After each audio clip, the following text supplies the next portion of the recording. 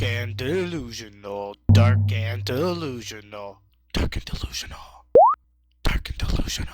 Welcome to Dark and Delusional. Another day, another dark and delusional day where we talk about dark and delusional things like music. Music is a dark and delusional thing. I'm gonna cut that all out, don't worry.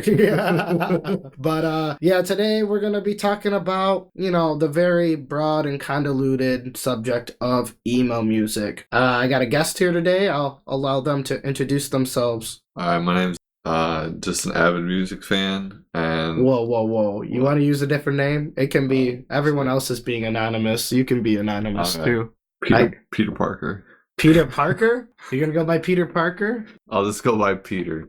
Peter, right on. I have my guest here. His name is Peter, and we're both passionate about music. Alright, so we chose our topic for today was emo music, and its origins, evolution, and what it means to us. I thought I'd just start out by defining emo music as it pertains to me. I consider it a genre characterized by emotional confessions of heartbreak, teen social experiences, and struggles of feelings of immortality against a backdrop of reality that seem to defy the perspective and needs of another angsty youth movement. It was a very angsty youth, because all these bands we're going to talk about here, they're all bands you people know probably too. I mean, realistically, they just got out of the angsty teenager phase when they started making music, right? Yeah. They all started 19, early 20s, like most of these bands. Yeah, so they're kind of reaching their 25, 30 years, yeah, dude, within the time that they're still producing music. So they're coming out of their angsty teen phase and into an adult life. So it's kind of an interesting perspective on youth and just the angst that I think a lot of youths experience growing up under the authority of other people. Rise up,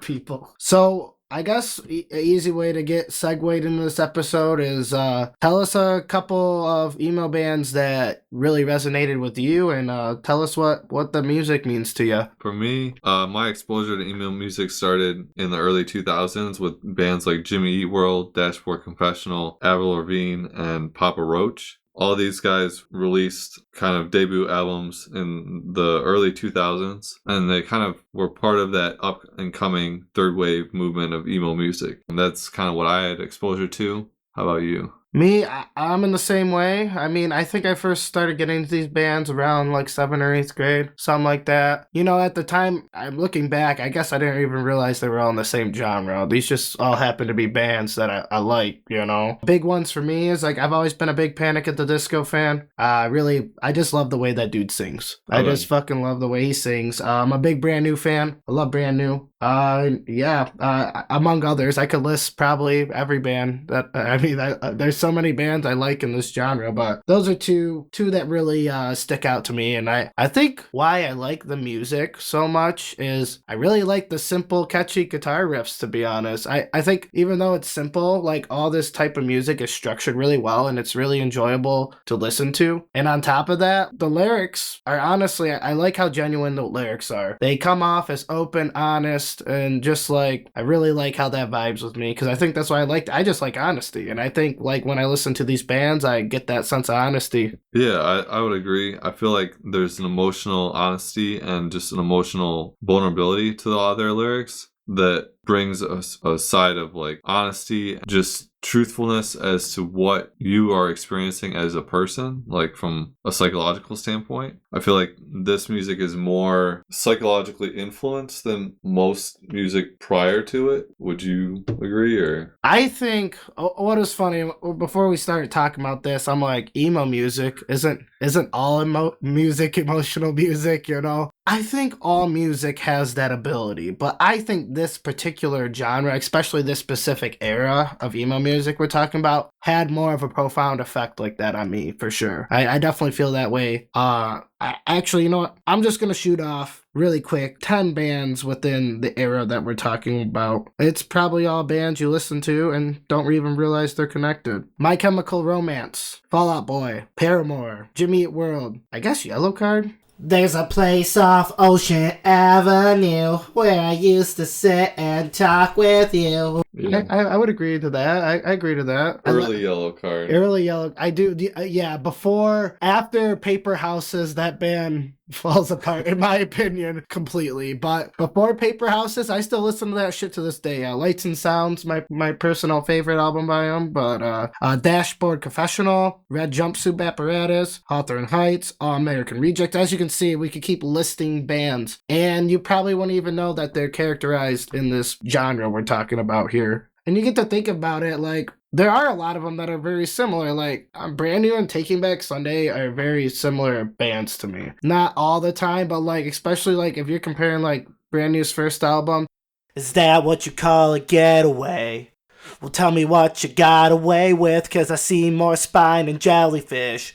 I've seen more guts in 11-year-old kids. To, like, Taking Back Sunday's first album. And will you tell all your friends you've got your gun to my head? It's very similar music. Similar in, like, tone or... Tone, yeah, I'd go with tone, in my opinion. That's just my humble opinion. Like, lyrically, the tone? Man, lyrically, they are very similar. I mean, they both, especially in the early days, both those bands would split up vocals, you know? They'd have their main vocal, but also their backup vocalist would be singing quite a bit. And you kind of get, like, this playoff effect of each other, and I really enjoyed that. Okay, like a stereo effect. Yeah, like a stereo effect. What was your experience with the culture of emo music growing up? All right. Well, I guess that culture was my culture, because all my friends to this day, we all listen to this same category of music. Even friends like you that I'm meeting later in my life, like, we listen to this music individually. Yeah. But that was the thing. We used to get together in groups and try to go to as many of these shows as we could. You know, I think Warped Tour is a great example. Definitely a lot of this genre of music at all the Warped Tours that were. I guess they're coming back to. You hear that? I did not hear that. Yeah, like 2026 or something. 2026. We'll see what happens.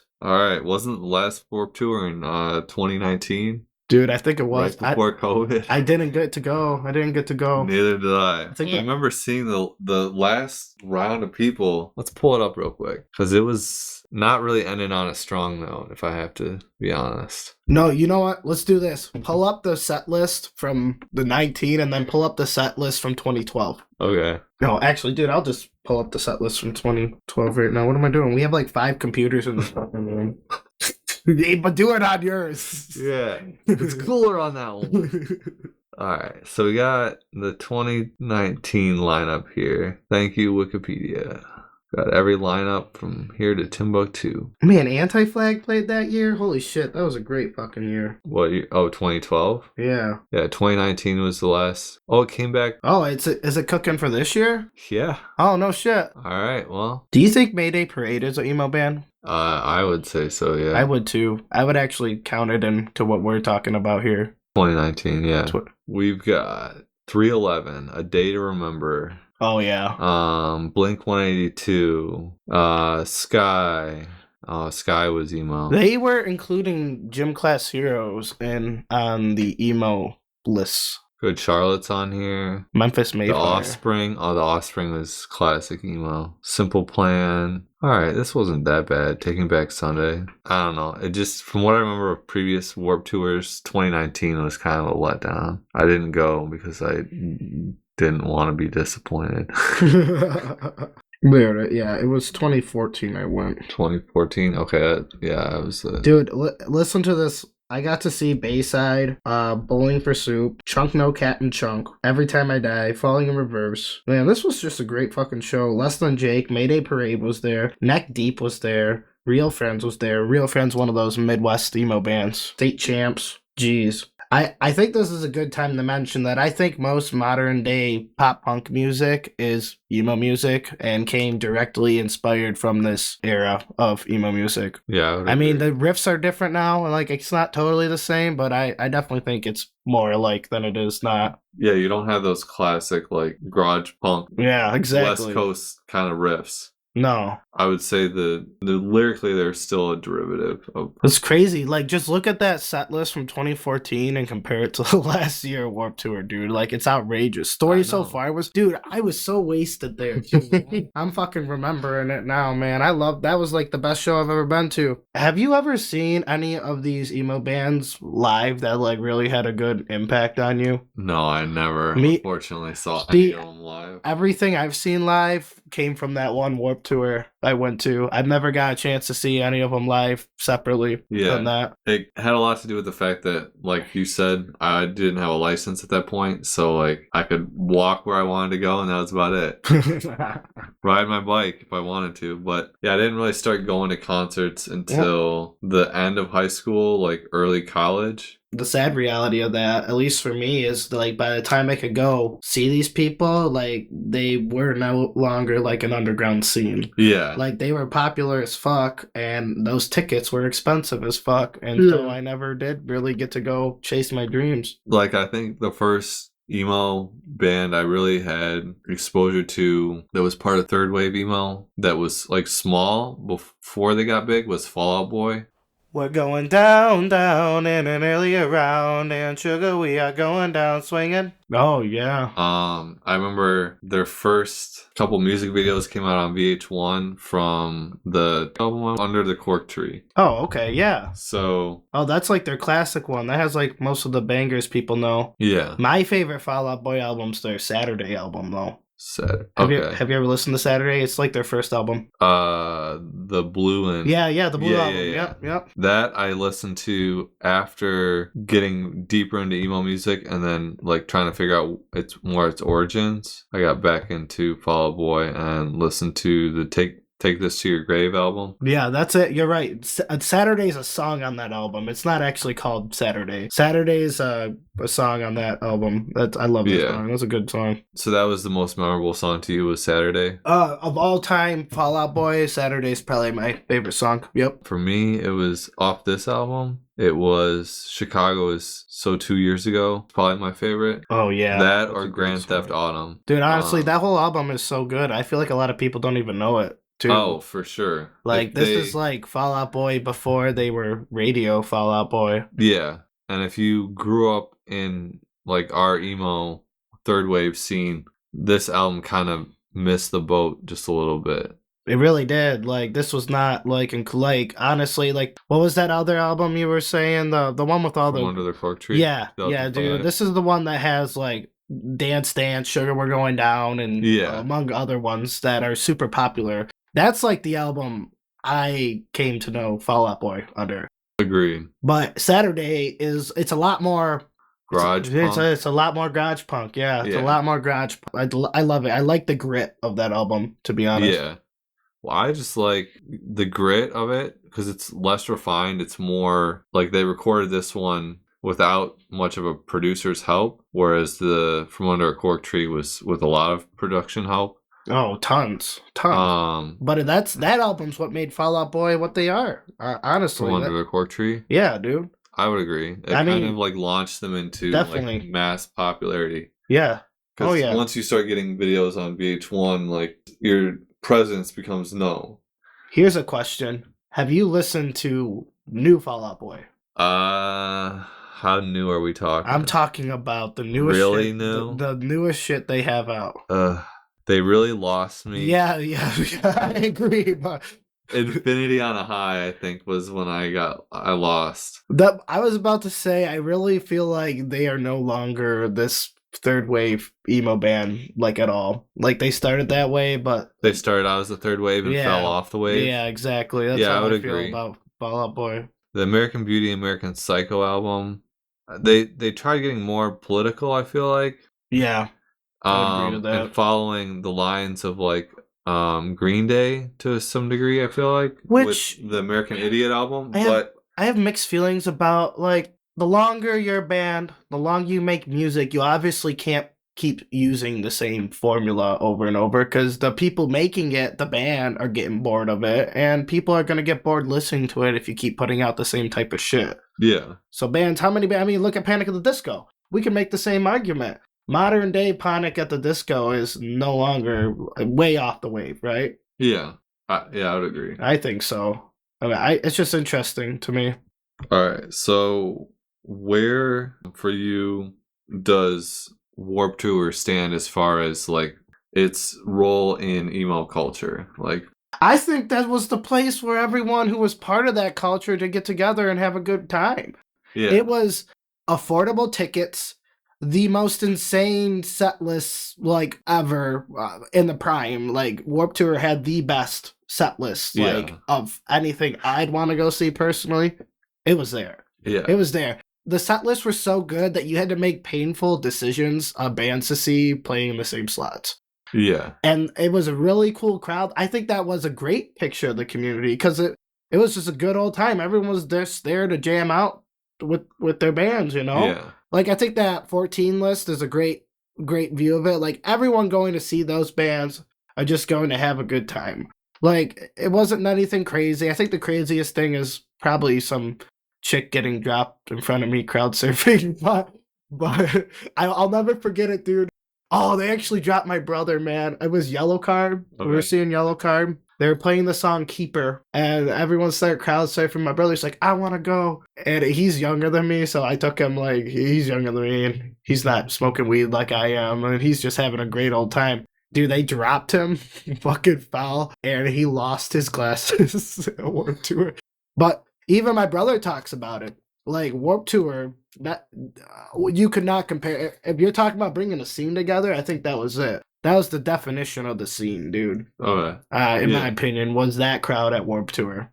I would agree. I feel like Warp Tour kind of set the stage in a lot of ways for the emo. It was kind of like the Super Bowl for emo Dude, it bands. was. It was the Super Bowl for emo fans, dude. It was like if you got in on Warped Tour, even if you were playing on a side stage, you still had a fucking crowd. Yeah, Like that's how fucking it was. It was like, dude, that's a great analogy. It's like a great analogy. It was like the Super Bowl for emo bands, yeah. dude. It really was, and it'll be interesting to see in the future what happens with Warped Tour now that it's coming back. If it's going to go back to its roots or it's going to be a totally different thing. Yeah, that'll be interesting to see because I feel like there's a lot of people our age that want to see a revival of what Warp Tour used to be. Yes, not just for nostalgia purposes, but I mean, people who went to Warped Tour are still listening to the bands that they went and saw at Warped Tour. Exactly. Which is, even if they're not directly part of this third wave emo, I guarantee like everybody there is taking some sort of influence from bands that are part of that third wave emo. I guarantee that. Yeah. Guarantee that, man. So if you could go see one of these bands, you just gotta pick one. Who would you go see? And they would only play their prime stuff. Like they'd only play their third wave emo music if they have evolved beyond that. I'd have to go with a band like either Papa Roach. Papa Roach would be good. Yeah, I think I'm gonna go with Papa Roach. Cut my life into pieces. This is my last resort. That was kind of like I for think me when I went into more like hardcore emo. yeah. And that was kind of the stuff for me, like it was a derivative in some ways of grunge rock, which I really liked in the 90s. And Papa Roach just had a lot of instrumental elements that made it unique and I think set the ground for bands like Avenged Sevenfold. Yeah. I mean And other later like hard rock groups. I think that's a great segue because to me, Papa Roach is this like fusion of third wave emo, and I guess we should talk about the other waves of emo now because we kind of just brought it up too. So emo actually, as my boy Peter here was saying, it originates in hardcore roots. It's pretty much a branch off punk music originally, and the original emo music from like the 80s and 90s were all like taken from this. Like it's a really hard, grungy, just more like you're thinking it's a punk song, but they're singing about emotional things instead of like the how many beers they drank at the bar last night. Like the original, like what was that band called? The Rites of Spring. Yeah. They're like considered to be like the first of this, this spawn of this hardcore emo scene, this first wave here. To me, they sound a lot like the Clash. Yeah. For me, I got kind of like a Ramones kind of vibe. Yeah. But more of a later like grunge rock kind of offshoot of it. It was very much like social justice kind of punk, but the lyrics had more of an emotional conscience to them. They really did. I mean, and that's the difference. Like Rites of Spring, in my opinion, would be just a classic punk band if it was not the difference in the lyrics from other bands. Yeah. I think that's what separates it, and I think that's what all started it, was really this new way of approaching storytelling through lyrics. The first generation, the second generation is a little bit different. Then we reach the third generation, which is everything we've been talking about and all the music you like as well. So what's beyond that? What goes beyond this? So as we keep going, we kind of dive into fourth wave emo, which is the expansion into other genres, which we saw with artists like MGK, XXXTentacion, and Juice WRLD, all bringing this lens of rap and merging it with this pop punk emo scene. And it's really created this whole new era of emo music for another generation. I'll have to be honest, it's not my favorite era, but I think they've got some things going for them. As far as speaking to a new generation, I feel like they've definitely amassed the popularity within this new generation to speak to them on a emotional, social level. Definitely have the catchy part down too. Like they definitely have the power chords down and that like pop punk influence. They've definitely got that down. They definitely seem to understand the importance of their roots, what inspired the music that they're currently making. Even though it is drastically different, like we said, from what we grew up listening to, they don't really bring with them an ignorance of the past influence. That's true. That's true. They really are. It is connected. It's just a new generation, and it's